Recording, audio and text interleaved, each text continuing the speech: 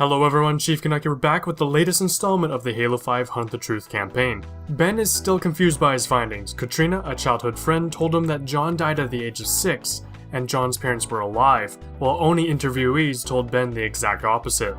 Ben contacted a good friend of his, Ray Kurzay, an independent analyst who told Ben that Katrina is right, and Ray had lots of financial records of John's parents that indicated that they were working and paying bills after 25-24.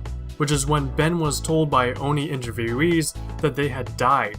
There was even evidence of medical insurance for a pediatric autoimmune specialist in 2517, the same year John got sick and died.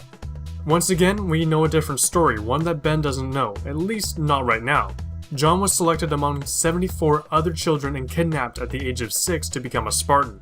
During the night, he was replaced by a Flash clone, which was not meant to last, and that's the John who died at age 6, a clone used to cover up the kidnapping. Ben then followed up and called Michael Sullivan again. Sully was even more adamant and stubborn, immediately dismissing the death record because it was from a glass planet. The conversation then got heated. Ben, I thought we talked about this. Glassed planets have bad records. No, I know. I just, Glass it's not planets just the have bad records, records, actually. Ben. This is colonial journalism listen, Sully, 101. if you could. People are you saying. serious with this? People Glass are saying. planets. Listen, do glassed people have bad records? Sully then asked Ben if he was recording, and then asked to go off record and stop the recording. Off the record, things got even more heated, and Sully said a few things basically saying to Ben, "Do you still want this job? And if so, stop pressing the issue." And Ben says yes, he still wants the job. Ben then interviewed Jacob Walker, who was retired from the Navy and living on Castellaneta, near Saturn. Jacob remembered a young John at age 16 from boot camp on Reach. Jacob thought John was 21 just by his size alone. John quickly emerged as the leader and took the lead every time. John would even take the punishment during exercises to help out those who were injured or lagging behind. John seemed like a mythical hero to Jacob, but he was also described as inhuman. Ben's next interview was with Anthony Petrovsky, a retired ODST he found through Mashak Murardi, the conspiracy theorist that's been contacting him every day for the past 2 months, but Ben was desperate for leads.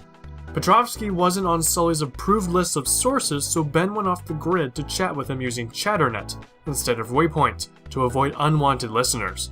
Petrovsky described this young John as a freak, a monster, and jacked, but he had a face of a 12 or 13-year-old. Ben was confused by this, as his records indicated that John didn't finish boot camp until he was at least 17, not 12 or 13. Petrovsky described his only encounter with John. There was an altercation in a gym aboard the UNSC Atlas, and a sergeant then ordered 4 ODSTs to fight John in a ring. Petrovsky described it as a slaughter. Because the sound this kid's fist made, it sounded awful. Because they weren't like punches, they were like rapid fire explosions. Okay, I was across the gym, but I heard it. It was sick. Like meaty cracks in a drum roll. It was just like... One of the ODSTs sustained a single body blow that instantly stopped his heart, killing him. Another trooper only took 1 shot from John as well. A punch that caved in the man's face. 2 fatalities, 1 ODST with a cracked pelvis and 1 with a shattered spine. That guy never walked again. No one had to break up the fight. It was over in less than 5 seconds. Petrovsky said he was not human, like he was genetically augmented. The idea of a genetically augmented child shocked Ben. In the novel The Fall of Reach, this event took place and John was around 14 years old at the time, and was sent to the UNSC Atlas after receiving his treatments. Ben says that he is aware that Spartans go through a few augmentations and upgrades, but when they're fully developed adults, not young teenagers. Now Ben is sort of correct. That's the practice for new Spartans, but not for Spartan 2s, which is what John would become. Children's minds are more easily accepting of indoctrination. Their bodies more adaptable to augmentation. The result was the ultimate soldier. John received dangerous augmentation procedures at the age of 14. These procedures resulted in 30 dead and 12 physically disabled. John was 1 out of 33 Spartans that made it through the process. Ellie Bloom then called back with feedback after listening to Ben's first Hunt the Truth episode. She told Ben two things. Dion Governor, the boxing coach who apparently taught John at age 12, he was a flat-out liar. According to Ellie, there was no boxing at the high school and no boxing on the planet, as boxing was supposedly outlawed a long time ago after a kid was hurt.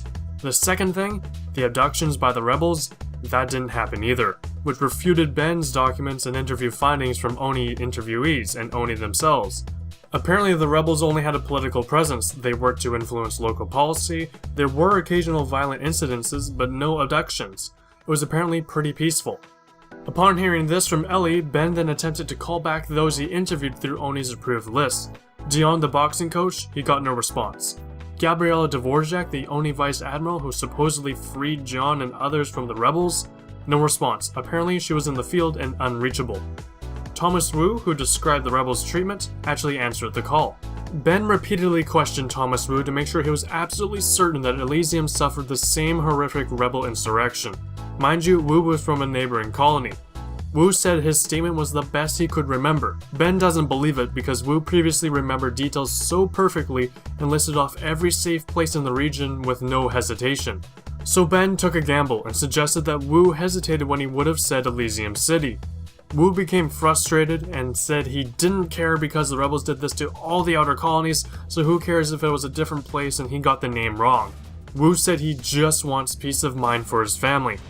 Ben was immediately confused how lying about Elysium would buy Wu peace of mind. Wu then said, "I shouldn't be talking to you, I can't, leave us alone," and hung up. Ben then realized that conversation was over Waypoint and not off the grid through Chatternet, and anyone could have been listening. Ben basically broke down a trusted Oni source. Ben made him crack and backtrack on his original story. This is Ben's first concrete evidence that Oni was not telling him the truth and setting him up with these fake interviews. Unfortunately, they could have been listening to this call. So it looks like Ben could be in big trouble, and it doesn't help that he and Sully aren't on the best of terms anymore. So where do you guys think this could be going? Share your thoughts in the comment section down below. I have a feeling the next episode will be even darker.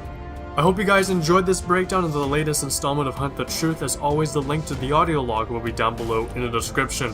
And I hope you guys enjoyed the video. Be sure to like and subscribe if you haven't already for more awesome Halo news and content. My name's Chief Canuck and I'm signing out.